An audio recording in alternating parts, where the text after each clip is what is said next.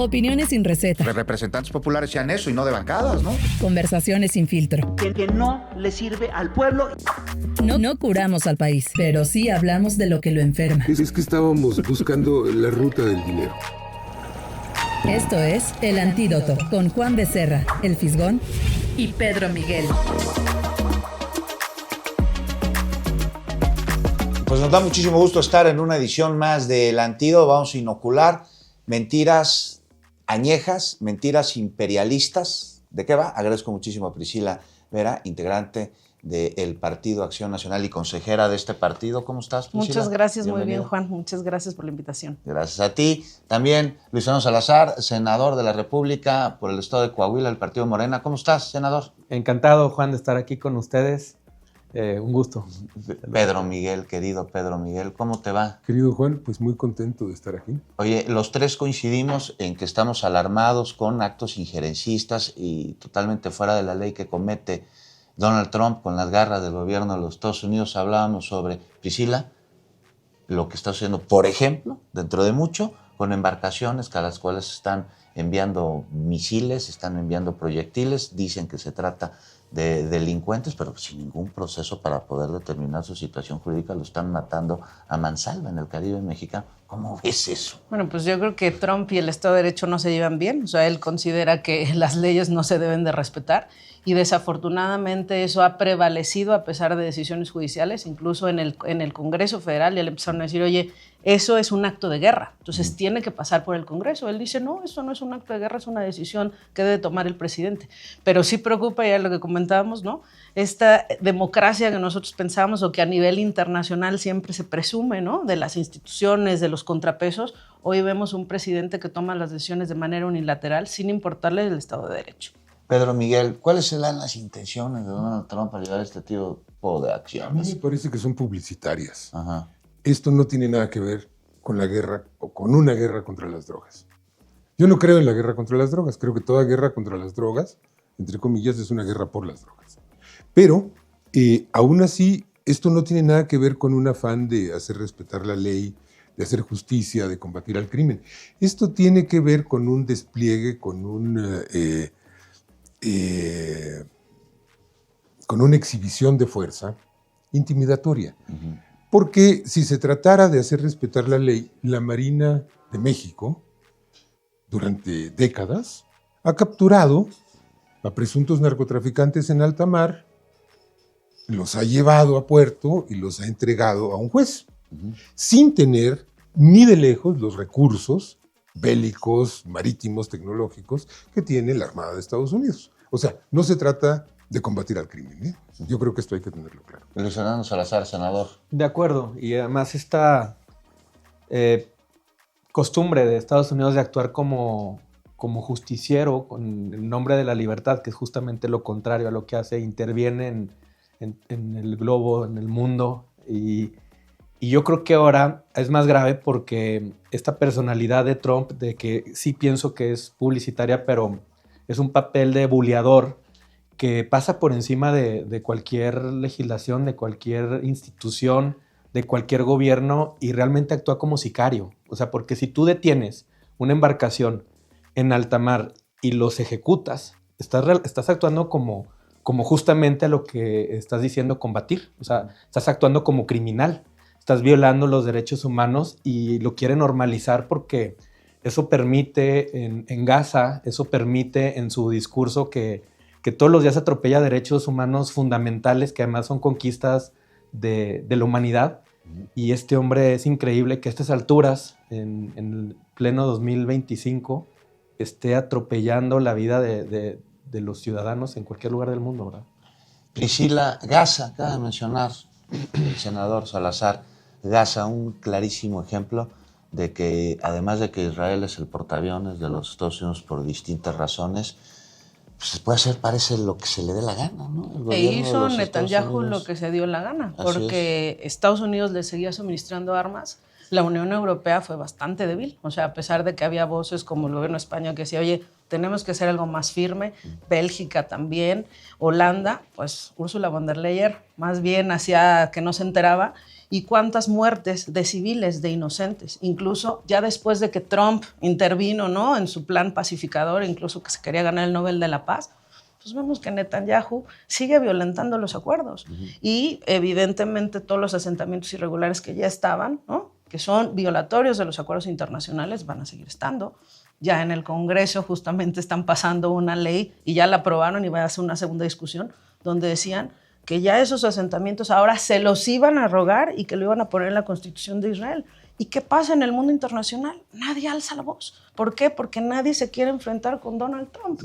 Y lo mismo pasa con Rusia. Y si hablamos de Ucrania es exactamente lo mismo. La Unión Europea rogándole a Trump que por favor intervenga, ¿no?, que esto está violando el derecho internacional, pero él tiene otras consideraciones, tiene otros aliados y prefiere aliarse con Putin y no velar por el derecho internacional. Entonces, efectivamente, Estados Unidos tiene un precedente muy errático, por llamarlo menos, que evidentemente la norma internacional, el Estado de Derecho no le interesa y pues desafortunadamente están siendo víctimas todos, porque en geopolítica ahora la Unión Europea está pensando en rearmarse porque su gran socio, ¿no?, su gran aliado de la OTAN ya no los va a defender y eso lo están viendo en Rusia y en Ucrania. Pedro Miguel, ¿quién le puede ser incómodo a Donald Trump? ¿Los mexicanos le somos incómodos? Mucho. A mí me parece que se tiende a subestimar la capacidad de México para defenderse. Y cuando hablo de México no hablo solo del gobierno de México, hablo de la nación. Y la nación incluye a 35 millones de personas que viven en el México del Norte, en la América mexicana, ¿no? Eso también es México. México tiene hoy en día un índice de desempleo de 2.7%. Estados Unidos tiene un índice de 4.2%. A mí me parece que estamos viviendo un declive, posiblemente postrero, póstumo, de esa república esclavista fundada en el siglo antepasado, ¿no?, en el 18. ¿no? 18. Estamos viendo el derrumbe de un pacto social que no da para más. Y en México estamos viendo otra cosa. En medio de nuestros problemas, de nuestros conflictos, de nuestros desacuerdos, estamos viendo la construcción de otra, de una nación.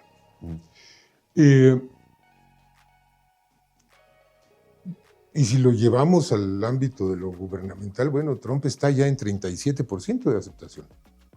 Claudia Sheinbaum está arriba del 70%. Entonces, creo que tenemos una fuerza, una fortaleza, y no solo eso, Estados Unidos tiene una debilidad que podría desembocar en un escenario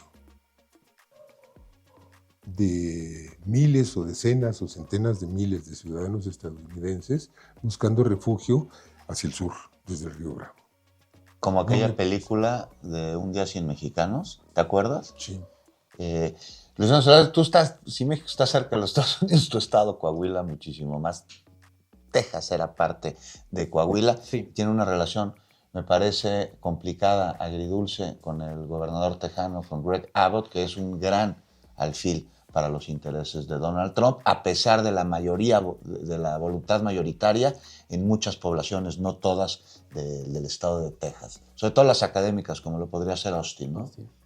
Y ha sido muy, muy violento el trato de Greg Abbott con los migrantes, que pues ya lo dijo Pedro Miguel, la fuerza que lleva el mexicano a aquel país, pues se traduce en riqueza. Finalmente hay una aportación que genera riqueza a Estados Unidos, y el gobernador ha sido muy, muy hostil. O sea, todas las prácticas que se llevan a cabo de poner alambre de púas en el Río Bravo, en el cruce de Piedras Negras a Eagle Pass, o de Acuña a Del Río, es bastante violento. Y fíjate que hay algo que ocurre, hay una influencia muy importante tejana en Coahuila. O sea, esto sí es una realidad. Al final, Tejana en Coahuila, sí, y en Nuevo León, en ambos estados. Sí, o sea, esto es, o sea, tienen HIVs. O sea. Culturalmente. Nada más hay en Texas. La tejana, o sea, el sombrero tejano, pues sí lo ves mucho en Coahuila, sí lo ves en Nuevo León, lo ves en Tamaulipas. Es una región que convive, que coexiste, pero también hay que decirlo, no hemos sabido apreciar o valorar o sacarle provecho a esta vecindad. O sea, tenemos, en el caso concreto de Coahuila, 532 kilómetros de frontera y pues, tenemos una pobreza muy marcada a 40 minutos de Piedras Negras, por ejemplo, en la región carbonífera, donde nosotros, las minerías históricamente explotaron ahí en el terreno mexicano, en la región carbonífera, en Rosita, en Sabinas, con la industria del carbón. Y no hemos logrado tampoco equilibrar esta relación. Estamos en el constante conflicto del agua, que nos demandan el agua del río Bravo. Y yo creo que esto se tiene que normalizar. O sea, a nadie ayuda tener un gobierno tan hostil y que nos den este trato, pero estamos llenos de dignidad. O sea, la verdad es que lo que ha hecho la presidenta Claudia Sheinbaum desde que está al frente nos ha llenado de valor, desde el presidente López Obrador. O sea, el gobernador Manolo Jiménez, creo que tiene una buena relación con Grabout, ¿no? Tiene una gran relación. A diferencia del anterior. Sí, tiene una gran relación con el gobernador de Texas. Y se ve traducida en acuerdos, en intentar detener esos embates, la relación que han comenzado a construir. Fíjate que no. Yo siento que la relación está en un tema, o sea, hay una buena relación en temas de seguridad.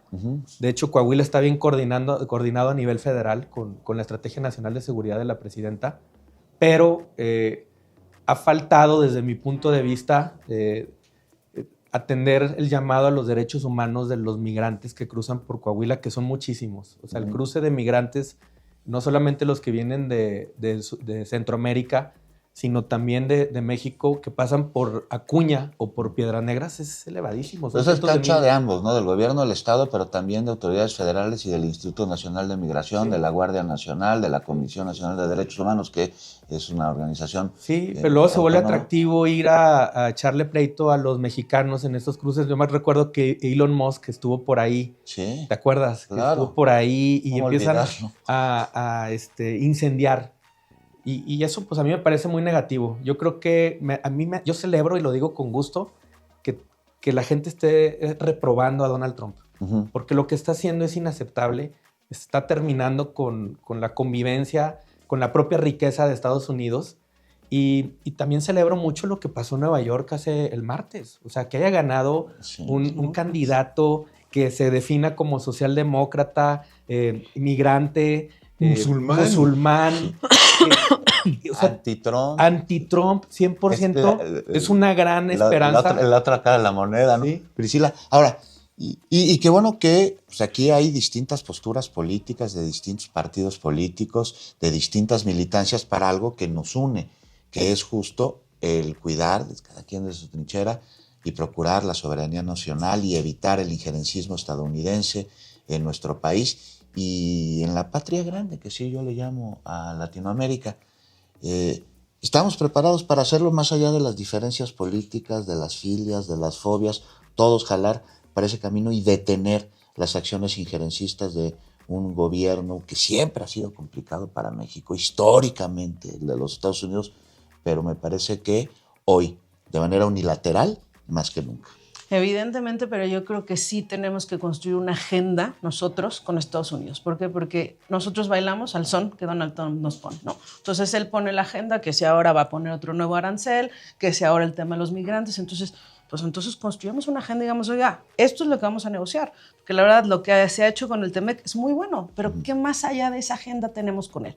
Creo que es algo que tendríamos que verbalizar y algo que también se puede construir en unidad, pero se tiene que socializar con las distintas fuerzas políticas. No puede ser una decisión unilateral, ¿no? Sin haber tomado en cuenta las distintas voces. Todos queremos que el país crezca, todos queremos que traten bien a nuestros migrantes, todos queremos que no nos quiten la visa por disentir de cómo piensa un presidente. Perdón, pero eso nunca había sucedido antes. Entonces, me parece que una agenda bilateral en consenso se puede construir, pero necesitamos el liderazgo de alguien que una y no divida. Y justo de unir y no dividir. Priscila, ¿qué opinas de aquellas personas que van a los Estados Unidos a buscar de distintas maneras o a pedir, que ha sucedido, intervención de Estados Unidos en México en lugar de a través del consenso construir una agenda, todos juntos con un mismo ideal, que es el proteger la soberanía de nuestro país. Ir a Estados Unidos a decirles, vengan a intervenir, los necesitamos. ¿Qué opinas? Pues yo creo que no necesitamos Estados Unidos, no necesitamos a nadie. Si uno acude a una instancia internacional multilateral, es absolutamente válido, pero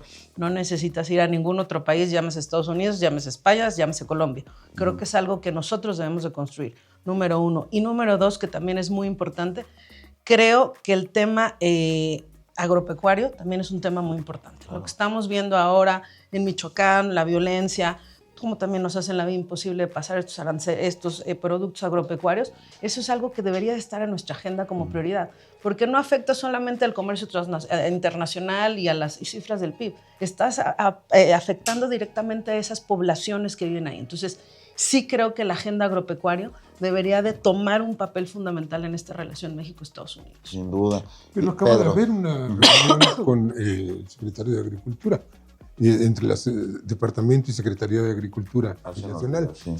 A ver, yo me quedé con un gusano cuando aquel senador hablaba de la influencia de Texas en Coahuila y del sombrero tejano. Yo decía, ¿y no será al revés? ¿No será un sombrero coahuilense que se ha popularizado en Texas? Porque, mira, pasa como con la petenera. ¿De dónde es la petenera? Del sureste de Yucatán, ¿no? Pues otros dicen que es de Paterna de la Ribera en España porque es también un canto andaluz. ¿De dónde es la petenera? Pues es de los dos lados del Atlántico, ¿no? Y ese sombrero, pues es de los dos lados del río Bravo, pero no podemos olvidar que Texas es parte de México del Norte. Sí. No podemos olvidar, porque creo que aquí hay una vinculación importante, que nosotros somos gazatíes, ¿eh? A nosotros nos hicieron en cámara lenta en el siglo XIX lo que hicieron en Gaza. Uh-huh. Es decir, nos exterminaron y nos despojaron de nuestro territorio. Así de crudo. Pues sí. Junto con los indígenas de Norteamérica. Hubo una operación de exterminio, de expulsión de población, de destrucción de ciudades, de destrucción de cultura, etnocidio. Eso ocurrió. ¿Por qué se llama como se llama Nuevo Laredo? Porque la población de Laredo, Texas, fue expulsada de su lugar de origen, así como los gazatíes están siendo expulsados hoy en día. Así es, y es algo vigente lo que sucedió en el siglo XIX, que culminó con el Tratado de Texas, que se llevaron más de la mitad del territorio y que inició con un acto de intervención estadounidense en donde, con colusión con algunos tejanos, buscaron la independencia de Texas. ¿Y en qué terminó la independencia de Texas? En que se anexó A Estados Unidos. a los Estados Unidos, y eso nos costó la mitad del territorio. Dicen que a cambio de ¿cuántos? $5 millones de aquel entonces. No me acuerdo de la cifra exacta, pero no fue a cambio de eso. Fue a cambio de la paz, porque esos canijos levantaron su bandera En Palacio Nacional. En Palacio Sí. Nacional. Y eran un ejército, como lo siguen siendo el día de hoy, potencialmente peligroso. Sí, Luis Fernando. sí. Yo retomo lo que dice la compañera. Priscila. Coincido, Priscila, pero difiero en algo. Yo creo que se está haciendo mucho. Tenemos el mejor acuerdo que puede tener cualquier país con este gobierno absurdo, difícil que es el de Donald Trump. No hay otro país en el mundo que tenga mejores condiciones en estas condiciones que está planteando él. Y sí, o sea, tiene un poder económico, tiene un poder militar. No es que no queramos imponer nuestra agenda. Yo creo que lo estamos haciendo en varios sentidos. Tenemos el mejor acuerdo arancelario. También creo que las condiciones pues, nos hace de alguna manera dependientes y estamos muy lejos, por ejemplo, de Asia. O sea, yo... Sí. De Canadá, ¿por qué te vas tan lejos? Bueno, Canadá, yo creo que el trato que le dan a Canadá, perdón. De Canadá pero además, yo sí creo que... ¿Sabes qué divide a Canadá y a México? Estados Unidos. Sí, exacto, está en medio. Sí, pero por ejemplo, yo sí creo que el trato que le dan a Canadá es, por mucho, más desventajoso. El trato que le da el propio Trump a Canadá, que lo trata incluso como un estado, que se ha referido, se refería, ¿te acuerdas a Justin Trudeau que decía que era un gobernador, era el gobernador número 52? Pero más allá del bullying y del chiste de mal gusto, les ha ido muy mal a los canadienses. Les ha ido muy mal. Y a los europeos, y y a los sudcoreanos, Sí. y a los japoneses, y a los brasileños. Así es. Sí, o sea, es que no es... Salvo a Putin, que lo trata con algodones. Salvo a Ahí Putin. sí. Sí. Sí. Sí. Sí, Entonces, pero el Tratado de Guadalupe Hidalgo, aquel Tratado de Guadalupe Hidalgo, sigue representando una amenaza el día de hoy, no solo para México, sino, me parece, Priscila, para todo el mundo. Esa política totalmente representativa de los Estados Unidos es vigente, nada más que más poderosa. Y ahora, pues tiene a la economía como principal arsenal los Estados Unidos, ¿no? Sin haber dejado las armas de fuego a un lado. Sí, yo creo que tienen un presidente que nunca hubieran pensado los estadounidenses. Lo que es lamentable es que lo hayan vuelto a elegir, ¿no? Eso es lo que nunca te hubieras pensado. Esperemos que ahora para la siguiente renovación sí tengan los estadounidenses ya una valoración objetiva de Donald Trump y hagan un cambio de gobierno. Viene J.D. Vance, que me parece más peligroso Vance todavía y que Donald Trump. el secretario de Estado Marco Rubio, como en la propuesta de los republicanos, pero vamos a ver qué sacan los demócratas. Al subsecretario sí, de Estado. Sí, a Marco Rubio. Ya no, dijo. a Christopher Landau, imagínate los secretarios Pero no, de Estado. había mencionado Trump que su pareja perfecta era Vance y Marco Rubio, ¿no? Claro, que si queda Marco Rubio, sería el secretario de Estado, sería Christopher Landau, que es el que anda poniendo la batiseñal. Esperemos que no quede, ¿no? Esperemos que sí lleguen los demócratas. O sea, ¿quién prefieren, a J.D. Vance? El problema no es Trump. El problema es Estados Unidos. A ver, Estados Unidos desemboca en Trump. El problema es que los estadounidenses eligen a Trump porque no tienen alternativa. ¿Es un porque síntoma, los demócratas Trump? están absolutamente anulados, desgastados, carcomidos por sus contradicciones, por su ambigüedad, por su hipocresía. Sí. Esa es la verdad, porque es un partido que todavía se ampara en las banderas del bienestar y miente y no lo hace y llega a la presidencia y no hace nada. Es que esto es un problema real. Hay un agotamiento de proyecto de naciones. Pero más allá de eso, con los demócratas por lo menos cuidan las formas. O sea, nunca había... O sea, Donald Trump es el bully mundial, ¿no? Sí. Nos trae a todos, que si el arancel, que si no... O sea, nos hace a todos lo que se le da la gana. No respeta la ley. Por lo menos con los demócratas no veíamos eso. Podemos cuestionar si su modelo de país, si verdaderamente enarbolan las causas que defienden, pero por lo menos no nos traen como Donald Trump, que nos trae como su perrito faldero que no sabemos con qué va a salir mañana, ¿no? Obama fue un presidente mucho más sangriento de lo que ha sido Trump. Sí, mucho pero en las formas, yo no me estoy hablando en las formas. Sí. O sea, aquí tú decías al inicio del programa, es un tema mediático, o sea, es un tema de hacer propaganda. Yo soy poderoso y hago lo que se me da la gana, ¿no? Sí. Eso no tenías antes. Probablemente eran más sangrientos, eran más agresivos económicamente, deportaban más, construían más barda. Eran más injerencistas. Clinton y Obama son los que más han deportado. Es que esa es la visión de Estados Unidos. Ellos piensan que son dueños de la verdad y quieren imponer sus valores, lo que ellos consideran sus valores en todo el mundo. El excepcionalismo, ¿no? Bueno, pero Trump, nunca tenías una figura como Trump que verdaderamente dices, este hombre está desquiciado. Cuidaban las formas. Sí. No digo que fueran diferentes en el fondo, pero por lo menos no tenemos un presidente así de, digamos, loco, ¿no? Pero no olvidemos el manual de guerra silenciosa de Obama, ¿eh?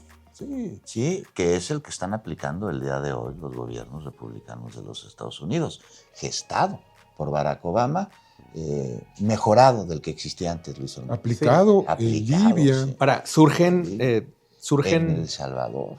Y surgen ahora en los demócratas quizás la posibilidad de liderazgos. Por ejemplo, el gobernador de California, que pues no sé qué tan efectivo, porque obviamente lo sé, pero no sé qué tan efectivo sea como gobernante, pero al menos ha logrado polarizar y convertirse en un opositor serio a Trump. Y eso al final... Ha apoyado a nuestros paisanos allá bastante. Mal, ¿eh? O sea, bien. O sea, cuando digo mal, les digo mucho. O sea, los apoyo igual la alcaldesa. Entonces yo creo que va a surgir un liderazgo por allá, pero no hay un proyecto de nación. Surge de la coyuntura, de la polarización, del pleito, pero efectivamente no es que tengamos grandes esperanzas en que llegue el demócrata y cambie el sistema estadounidense como ocurrió en México, que llega un gobierno, una transformación que empieza a cambiar las reglas del juego.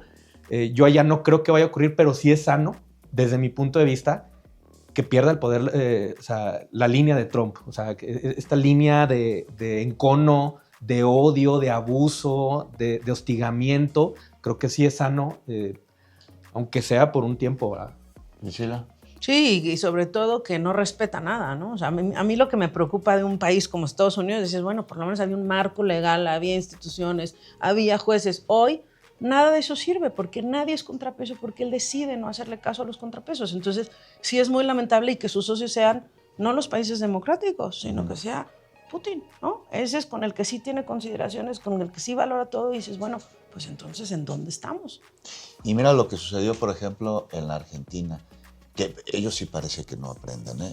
Eso sí me Ellos sí sorprendió. parece que no aprenden. Eso sí me porque sorprendió mira los presidentes que han tenido a lo largo de la Una historia. locura. Y después de que viene las elecciones en la provincia de Buenos Aires, que representan más o menos el 40% del electorado allá, y le ponen una pero mega madriza al grupo político. ¿Crees que haya servido de Milei en la el miedo que legislativa? metió Estados Unidos? No, Raza. No, que amenazó con que Sí, o sea, ¿habrá servido eso? yo creo que es una falta de No. poder Nadie le compra aprender. eso, ¿no? Pedro, y sobre esto te pregunto, pues los países latinoamericanos tenemos más coincidencias que diferencias, ¿no? Entonces, ¿tú qué opinas? Y dentro de esas coincidencias, pues tenemos al gobierno de los Estados Unidos intentando intervenir en nuestros territorios. ¿Estamos listos, estamos preparados, estamos dispuestos como región a hacer algo más en conjunto? Por lo visto no. Es decir, ya tenemos, por ejemplo, todo el occidente de los Andes alineado con Trump. Ujú. Perú, Bolivia, Ecuador.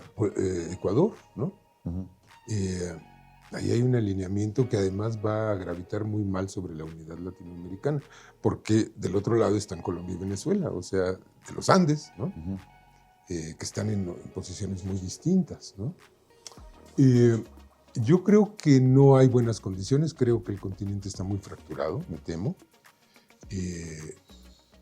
¿Para qué tenemos posibilidades para vetar? Por ejemplo, prácticamente hubo un veto al encuentro ese iberoamericano, ¿no? Que se iba a realizar en República Dominicana, pues porque cuando países importantes como México dicen no, o sea, sí, con exclusiones no vamos. Ujú. Entonces, pues tienen que postergarlo porque no se puede realizar, ¿no? No pueden seguir con esa farsa, por ejemplo, de las cumbres iberoamericanas, que ya nada más venía el rey de chocolate y se reunía con el ecuatoriano, ¿no? Y eso era la cumbre iberoamericana. Sería una farsa similar, no lo pueden hacer.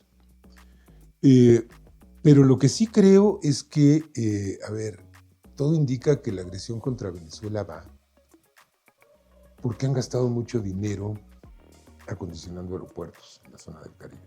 No gastarían todo ese dinero para hacer un alarde como el de las lanchas. Ujú. Contra México a mí no me preocupa que haya una intervención seria. Yo creo que México no es Irak y creo que la clase política de Estados Unidos, aún la más delirante y reaccionaria, lo sabe. Ujú. Pero creo que más allá de eso, cuando yo hablaba del genocidio que cometió Estados Unidos en el siglo XIX, no lo cometió contra México, lo cometió contra América Latina. En la fiebre del oro, en San Francisco, se llenó de mineros sudamericanos, mexicanos, y hubo un exterminio. De eso se habla poco. Se habla poco del exterminio que ha significado cada intervención de Estados Unidos en cada país de América Latina, porque todos la han sufrido. Porque han sido escuadrones de la muerte, porque han sido genocidios, porque han sido masacres, porque han sido bombardeos con napalm en Centroamérica.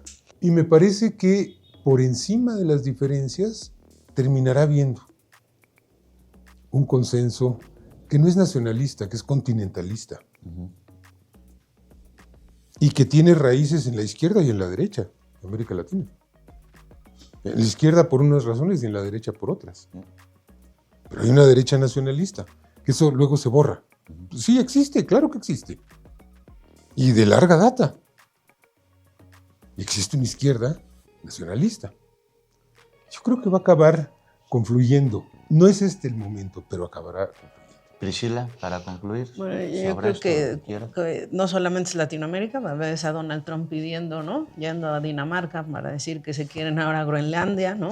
Ves condicionando los apoyos a Ucrania, dando préstamos, pero a cambio les van a dar la explotación de las tierras raras. Entonces estamos en una época bastante compleja. Yo creo que sí tenemos que tener un plan estratégico, ¿no? Yo vuelvo a insistir, ¿no? Donde se pueden unir todas las fuerzas políticas para plantar cara a Donald Trump con una agenda que le beneficie a todos los mexicanos, que es lo más importante.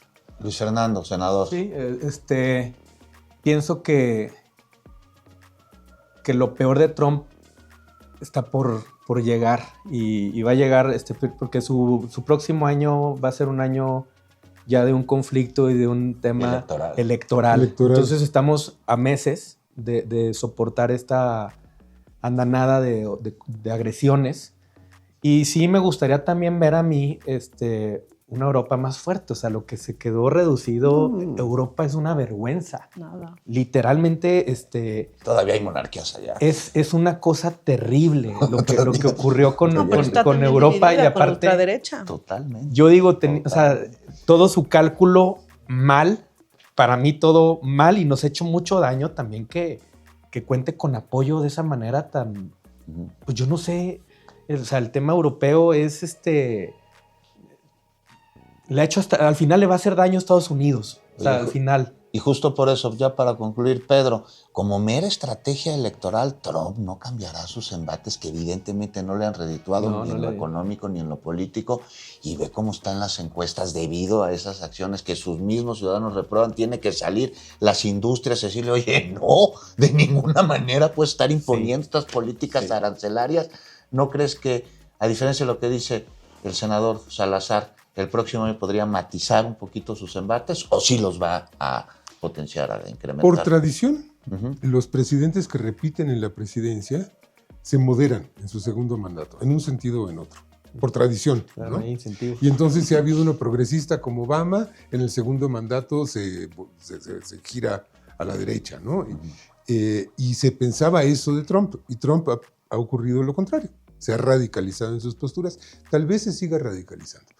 Y si se sigue radicalizando, pues creo que México va a pasar un momento muy difícil, independientemente de que logremos fortalecer nuestra posición en lo económico, en lo político, en materia de seguridad. Pero a mí lo que más me preocupa es Estados Unidos. Es decir, si Trump se sigue radicalizando y sigue haciendo disparates, puede ser que tengamos un problema grave, que es que tengamos que resolver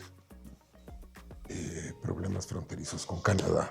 Oye, y aquí nos van a ver en la producción, pero voy a dar una última vuelta, justo por lo que acabas de decir, Pedro Miguel, la posibilidad deslizada por Donald Trump, Priscila, de que después de la revisión del tratado entre México, Estados Unidos y Canadá, se construyese un tratado bilateral entre México, Estados Unidos y otro bilateral entre Estados Unidos y Canadá.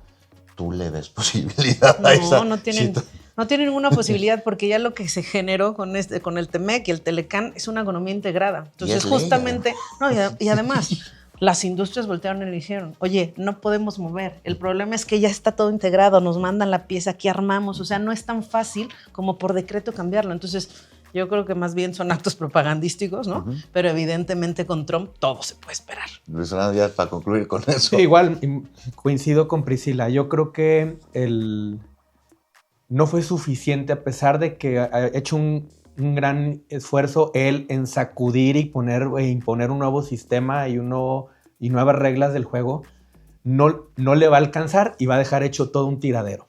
Eso sí lo va a hacer. A ver, hay 13,000 controladores aéreos que no han cobrado sueldo. Eso es catastrófico. Es catastrófico. Estados Unidos se está hundiendo. Sí, claro. Sí. Sí, y la muestra de que puede haber por ahí, me parece, no sé qué opinen, un matiz en las beligerancias de Donald Trump, lo acabamos de ver en las elecciones que dentro de otros estados se llevaron a cabo en Nueva York, donde gana alcalde más joven de la historia, musulmán, asiático, y al día siguiente Donald Trump pues ya empieza a jalar los hilos para que ese cierre del gobierno hecho por los republicanos pueda detenerse, y les avienta la bolita, además se los regaña. ¿Cómo ves?